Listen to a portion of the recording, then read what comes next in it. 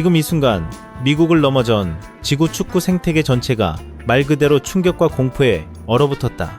단순한 한 경기의 승패 따위가 아니다. 불과 8초 로스앤젤레스의 심장부 비모 스타디움에서 벌어진 장면은 축구라는 범주를 완전히 뛰어넘어버린 하나의 신화였다. 인간의 물리 상식 자체를 부숴버린 처절한 반전. 그 자체였다. 모두가 끝났다고 비웃었다. 에이징 커브라는 편한 단어로 상황을 정리하며 어그로를 끌었다. 하지만 그 순간에도 대한민국 축구의 영혼 손이는 보이지 않는 곳에서 묵묵히 발목을 테이핑하고 있었다. 피가 배어나오는 상태로 아무 말 없이 마치 전쟁을 준비하는 병사처럼 혼자 칼을 갈고 있었다.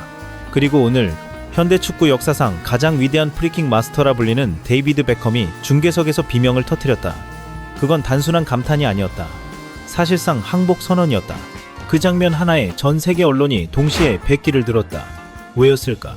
평생을 프리킥에 바친 전설이 나조차 완벽하게 속았다 라고 인정했다. 왜 영국의 콧대 높은 매체들조차 이건 시각적 사기극이다 라며 스스로 무지를 인정했을까? 그 초승달 궤적 하나에 모두가 무너졌다. 그리고 추가 시간 91분 단 하나의 어시스트, 점유율 28%라는 처참한 흐름을 단숨에 뒤집어버린 그 한 장면에 전 세계가 동시에 소름이 돋았다. 오늘 우리는 그동안 감춰져 있던 LAFC 라커룸의 잔혹한 비하인드를 파헤친다. 무려 10조 원의 경제적 가치를 가진 손흥민이라는 선수가 어떻게 상대 수비의 피지컬을 순식간에 무력화시켰는지 그 금기된 진실을 나노 단위로 뜯어본다. 이건 그냥 경기 리뷰 아니다. 몰락 직전이던 현대 축구의 지능을 다시 끌어올린 왕의 귀환이다. 동시에 신이 선택한 가장 완벽한 전술가에 대한 포렌식 기록이다. 듣는 순간 멱살 잡히듯 빠져들 수밖에 없는 그 진실을 지금부터 까발린다. 경기가 90분을 넘어서 추가 시간으로 접어들던 순간 비모 스타디움의 공기는 완전히 얼어붙어 있었다. 멕시코의 절대 강자 톨루카는 경기 내내 LAFC를 압도했고 점유율 28%라는 굴욕적인 흐름을 만들어냈다. 톨루카 수비수들은 시속 34.55km로 질주하는 손이를 막기 위해 3명을 붙이는 잔혹한 봉쇄 전술을 가동했다. 거의 자석처럼 달라붙는 수준이었다. 그런데 바로 그 순간 7번 유니폼을 입은 소니의 눈빛이 바뀌었다. 차갑다. 조용하다. 그런데 이상하게 더 위험하다. 여기서 장면을 나노 단위로 쪼개야 한다. 91분 페널티 박스 왼쪽 외곽 마지막 프리킥 기회가 주어진다. 소니는 공을 내려놓는다. 단 1초 잔디의 감촉을 느낀다. 턱 끝에서 떨어지는 땀방울. 그건 단순한 수분이 아니다. 대한민국 축구의 자존심을 떠받치기 위해 쏟아낸 영혼의 결정체다. 상대 골키퍼 오고 곤잘레스는 양발 모두 가능한 손이를 경계하며 수비벽을 철저히 계산해 배치했다. 하지만 이미 늦었다. 소니의 머릿속에서는 톨루카의 수비 시스템을 내부부터 붕괴시키는 시각적 함정이 완성된 상태였다. 그 순간 소니가 움직인다. 9만 명 관중이 숨을 멈춘다. 진짜로 공기가 멈춘 느낌이다. 소니는 마치 직접 골을 넣을 것처럼 몸을 뒤로 젖힌다. 강력한 슈팅 예고. 톨루카 수비벽은 반사적으로 점프한다. 골키퍼는 오른쪽으로 몸을 날릴 준비를 끝낸다. 그런데 공이 발등에 닿는 찰나 축구의 물리법칙이 무너진다. 소니는 공의 중심이 아니라 측면을 베어낸다. 칼로 긁듯이. 공은 하늘로 솟구치는 듯 하다가 갑자기 궤적을 바꾼다. 초승달처럼 휘어진다. 그리고 반대 방향으로 떨어진다. 이건 인간이 직관적으로 이해할 수 있는 궤적이 아니다. 뇌가 인식 못하는 사각지대를 파고드는 거의 4차원적인 움직임이다. 이제부터가 진짜다. 프리킥의 신이라 불리던 베컴조차 이 장면에서 완전히 무너졌다. 그는 리플레이를 돌려보며 입을 다물지 못했다. 나는 그가 직접 찰 거라 확신했다. 발목 각도, 자세, 모든 게 슈팅이었다. 그런데 소니는 그 모든 시선을 훔쳐간 뒤 단 1%도 아니고 0.1%의 가능성조차 없던 공간으로 공을 배달했다. 이게 바로 소니의 중력이다. 눈여겨봐야 할 데이터가 있다.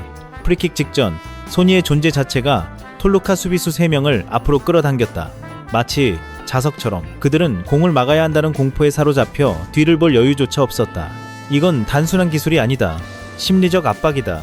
전술적 중력이다. 그리고 그 순간 소니가 만든 빈 공간으로 타파리가 침투한다. 톨루카의 수비 조직은 그대로 붕괴된다. 베컴은 이 장면을 보고 이렇게 말했다. 이건 축구가 아니다. 기하학적인 폭력이다. 소니의 발끝을 떠난 공은 시속 34.5km의 회전을 품고 공기를 가르며 나아갔다. 단순한 패스가 아니었다. 내부 분석팀에 따르면 이 공의 궤적은 현재의 물리학으로도 완벽하게 계산하기 어려운 수준이었다. 거의 4차원의 곡선에 가까웠다. 상대 골키퍼는 완전히 역동작에 걸렸다. 몸은 이미 오른쪽으로 쏠려 있었고 중심을 잃은 채 그대로 잔디 위에 주저앉았다. 그저 바라볼 수밖에 없었다. 소니가 설계한 그 궤적을. 하지만 진짜 소름 돋는 건 따로 있다. 바로 축구지능이다. 소니는 오늘 경기에서 단 한 번도 무리하게 질주하지 않았다. 괜히 폼 잡으면서 어그로 끄는 플레이? 그런 거 없다. 오직 기다렸다.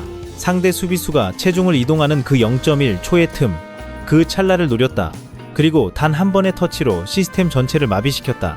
이건 개인기가 아니다. 이건 체스다. 22명의 선수가 장기말처럼 움직이는 상황에서 소니 혼자만이 체스판 전체를 내려다보고 있었다. 시야가 다르다. 레벨이 다르다. 그런데 여기서 끝이 아니다. 우리가 진짜로 울어야 하는 이유는 따로 있다. 경기 후 LAFC 구단주가 기자회견장에서 결국 터졌다. 목이 떨린다. 숨이 가쁘다. 그리고 입을 연다. 사실 소니는 어젯밤부터 발목에 심각한 염증과 통증이 있었다. 그 말 한마디에 분위기가 얼어붙었다. 그는 라커룸 바닥에 앉아 있었다.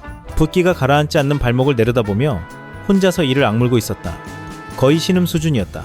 의료진은 강하게 말렸다. 오늘 뛰면 선수 생명이 위험할 수 있다고. 이건 과장이 아니다. 커리어가 끝날 수도 있는 상황이었다. 그런데 소니는 주치의 손을 뿌리쳤다. 그리고 한마디를 남겼다. 내가 그라운드 위에 서 있는 것만으로도 동료들이 편안함을 느끼고 팬들이 희망을 가진다면 나는 오늘 여기서 부서지겠다. 이건 그냥 프로의식 아니다. 이건 각오다. 전쟁이다. 10조 원의 가치를 가진 선수가 자신의 밥줄을 걸고 그라운드에 선다. 이건 숫자로 설명 안 된다. 프랑스의 전설적인 공격수 티리앙리도 이 소식을 듣고 방송에서 감정을 못 참았다. 우리는 그를 비판할 준비를 하고 있었다. 골을 못 넣었다고. 그런데 그는 부서진 발목으로 전술적 중력을 만들어냈다. 팀을 살렸다. 이건 인간의 영역이 아니다. 말 그대로 울먹였다. 이어 지네딘 지단도 입을 열었다. 천재는 발로 축구를 한다. 하지만 성자는 심장으로 팀을 숨쉬게 만든다. 이 말 한마디로 모든 게 정리됐다. 소니는 오늘 단순한 선수 그 이상이었다. 하나의 신념이었다. 그의 고독한 헌신은 팀 전체의 자부심을 시속 34.5km처럼 폭발적으로 끌어올렸다. 보이지 않는 에너지였다. 그리고 후반 추가 시간, 경기장은 다시 폭발한다. 소니의 발끝에서 떠난 공이 타파리의 머리에 정확히 연결된다. 그대로 골망을 흔든다.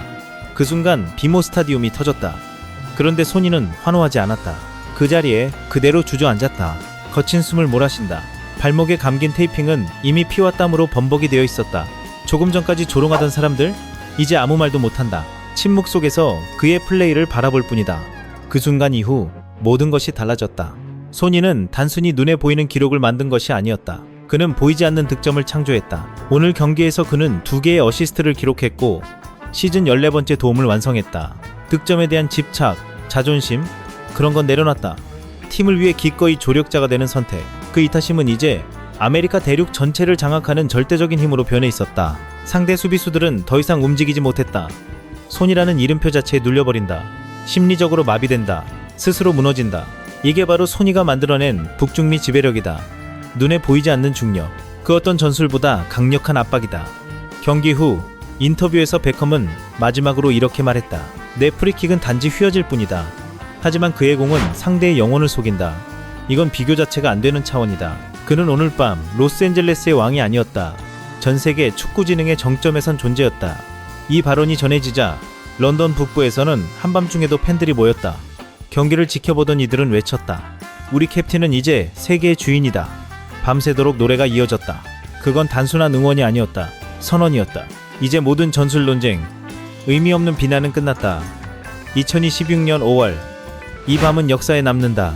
소니가 단순히 공을 잘 차는 선수를 넘어 한 팀의 영혼을 구해낸 마에스트로로 완전히 거듭난 순간이다. 적장 바라스 감독이 준비한 봉쇄 전략? 결과는 처참했다. 단 90분 만에 완전한 백기투항. 그를 조롱하던 이들은 이제 고개를 숙인다. 말이 없다. 인정할 수밖에 없다. 우리는 믿는다. 대한민국이라는 이름의 자부심을 가슴에 새기고 5억 원의 유혹조차 가볍게 밀어내며 그라운드를 질주하는 이 남자의 여정은 멈추지 않을 것이다. 그의 등번호 7번 유니폼이 펄럭일 때마다 2조 원의 가치는 단순한 숫자가 아니다. 살아 숨쉬는 신화가 된다. 그가 동료를 안아주는 순간마다 10조 원의 경제적 효과는 차가운 수치가 아니라 사람들의 가슴을 울리는 이야기로 변한다. 오늘 베컴과 앙리, 지단이 보낸 찬사는 단순한 립서비스가 아니다. 전 세계 축구 팬들의 마음 그 자체다. 소니는 존재만으로